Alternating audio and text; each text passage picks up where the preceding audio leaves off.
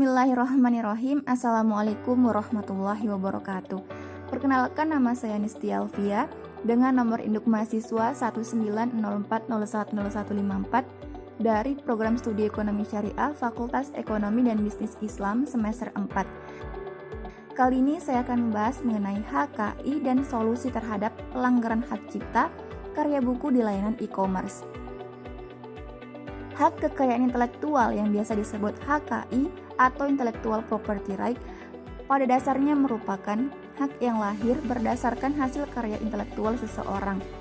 HKI merupakan konstruksi hukum terhadap perlindungan kekayaan intelektual sebagai hasil cipta karsa penemuan. Nah, adapun salah satu bidang dari hak kekayaan intelektual ini yakni mengenai hak cipta.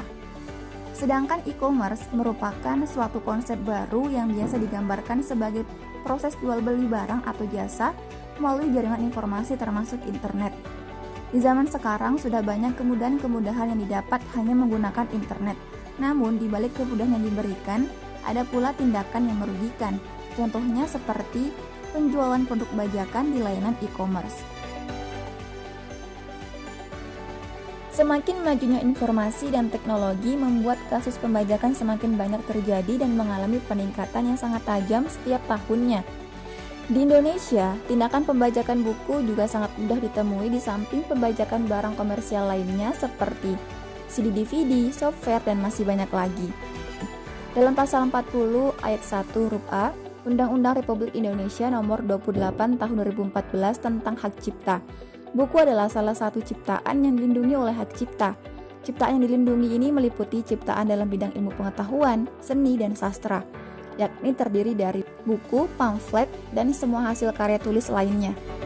Dalam kenyataan di lapangan, banyak beredar buku bajakan yang bebas berkeliaran di pasaran bahkan di jalanan. Jaringan pembajak buku sudah sangat rapi dan terorganisasi sehingga sulit untuk dilacak keberadaannya. Buku di dalam kehidupan masyarakat kita memang masih dianggap barang mewah.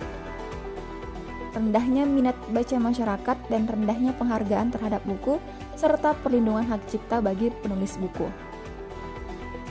Sebagai contoh, Bang Tere atau yang lebih dikenal dengan sebutan nama Terelie. Beliau merupakan seorang novelis, penulis buku novel yang terkenal. Terelie memasarkan buku-bukunya di toko buku seperti Gramedia, Google Playbook, dan sekarang Terelie juga mulai memasarkan novelnya di layanan e-commerce, contohnya seperti Shopee dan Tokopedia. Terelie ini sudah banyak kali mengeluhkan mengenai karyanya yang diedarkan dengan cara yang ilegal, misalnya di Tokopedia, Shopee, ataupun grup-grup WA bahkan Telegram dalam bentuk buku elektronik. Pelaku menjual karyanya tanpa izin ia selaku pencipta dan juga tidak mendapatkan kompensasi ataupun royalti dari pihak yang membajak karyanya. Tentu ini merupakan tindakan yang sangat merugikan penulis sebagai pencipta karya tersebut.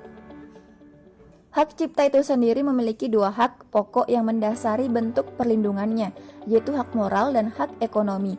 Hak moral ini adalah hak yang melindungi pencipta atau hak untuk diakui sebagai pencipta karena telah menciptakan suatu ciptaan dan hak ini bersifat asasi. Sedangkan hak ekonomi adalah hak yang timbul bagi pencipta untuk mendapatkan keuntungan atau royalti atas ciptaannya yang merupakan hasil dari buah pikirnya dan layak untuk dihargai.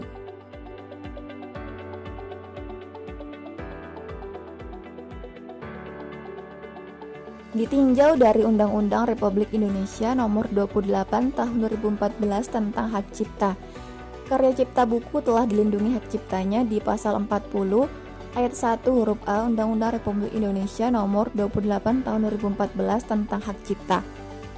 Perlindungan terhadap sebuah karya cipta khususnya buku yang ditawarkan di e-commerce atau pasar elektronik ini, penghargaan akan karya cipta masih sangat rendah sehingga perlindungannya pun belum dapat dipenuhi secara sempurna, bahkan jauh dari sempurna.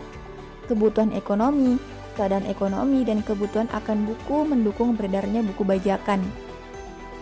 Fenomena ini seolah menjadi budaya yang sudah biasa dan saling berkaitan satu sama lain antara penerbit, pedagang, dan penikmat buku, yakni masyarakat sendiri. Lemahnya peran aparat dalam melakukan razia ataupun sidak juga menjadi faktor berikutnya dalam keberadaan buku bajakan di e-commerce ini. Jadi sebenarnya hak ekonomi pencipta dan atau pemegang hak cipta atas buku sudah dilindungi oleh undang-undang. Namun, Pada kenyataannya, masih banyak pelaku yang belum menyadari kesalahannya. Hukuman pun yang diberikan kepada pelaku pembajakan tidak tanggung-tanggung, yakni merujuk pada pasal 95 ayat 1 huruf Undang-Undang Hak Cipta juga dijelaskan bahwa penyelesaian sengketa hak cipta dapat dilakukan dengan alternatif penyelesaian sengketa, arbitrase, atau pengadilan. Sanksi pidana pun juga dipertegas dalam Undang-Undang Nomor 28 Tahun 2014 ini disebutkan dalam pasal 112 bahwa setiap orang dengan tanpa hak melakukan perbuatan sebagaimana dimaksud dalam pasal 7 ayat 3 dan atau pasal 52 untuk penggunaan secara komersial dipidana dengan pidana penjara paling lama 2 tahun atau pidana denda paling banyak 300 juta rupiah.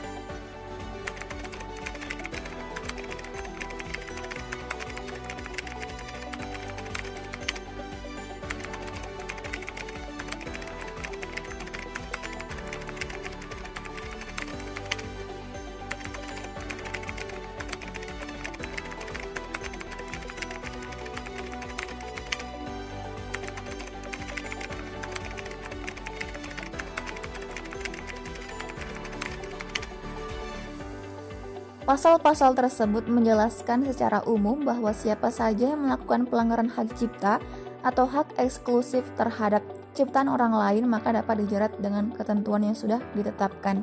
Hanya saja, permasalahan yang timbul pada saat ini adalah konsep negara hukum di mana peranan negara untuk menciptakan keamanan dan memelihara ketertiban dirasa belum begitu berjalan sebagaimana fungsinya.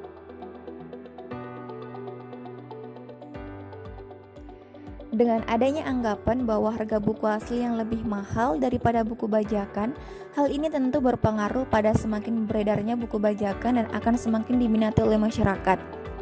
Anggapan para masyarakat tentang jika ada yang murah, kenapa harus cari yang mahal, membuat masyarakat cenderung memilih barang lebih murah tanpa mementingkan kualitasnya. Hambatan akan perlindungan hak ekonomi pencipta atau pemegang hak cipta ini juga didukung oleh faktor penegak hukumnya sendiri, di mana ketika pembajakan adalah hanya sebagai delik aduan, maka ketika tidak ada aduan dari pihak-pihak terkait namun jelas tindakan itu melawan hukum, maka tidak akan ada tindakan yang tegas dan sanksi yang mengikat. Padahal jelas sudah diatur dan diundang-undangkan perlindungan mengenai hak cipta yaitu pembajakan. Perekonomian masyarakat masih sangat rendah, tetapi semakin berkembangnya zaman, kebutuhan masyarakat semakin meningkat. Hal ini menjadi salah satu dari beberapa faktor munculnya bibit-bibit yang berlanjut pada kasus pembajakan.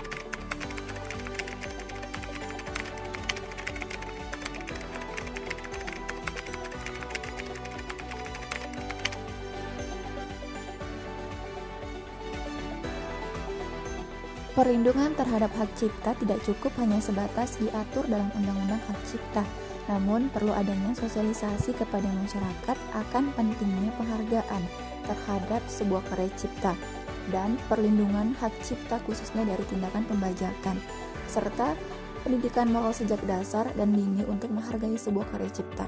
Selain itu, pencipta ataupun pemegang hak cipta bersama dengan penerbit dan pemerintah perlu bekerja sama untuk menciptakan kondisi agar harga buku tidak lagi memberatkan masyarakat, sehingga nantinya masyarakat tidak perlu lagi membeli buku bajakan. Selanjutnya adalah melatih dan menerapkan budaya membaca kepada masyarakat perlu dilakukan untuk menciptakan masyarakat yang kreatif dan tidak lagi bermental pembajak. Kemudian, dengan adanya masyarakat yang kreatif, maka diharapkan para produsen buku bajakan tidak lagi membajak buku untuk memenuhi kebutuhan hidup, melainkan dengan usaha yang kreatif yang tidak melanggar hukum.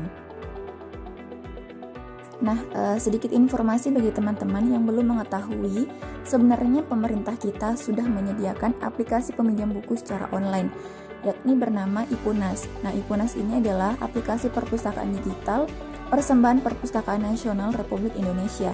Kalian bisa meminjam buku di sini secara gratis tanpa dipungut biaya sepeser pun. Walaupun buku yang dipinjamkan belum lengkap, namun ini cukup efektif bagi kalian yang malas keluar rumah untuk mencari buku.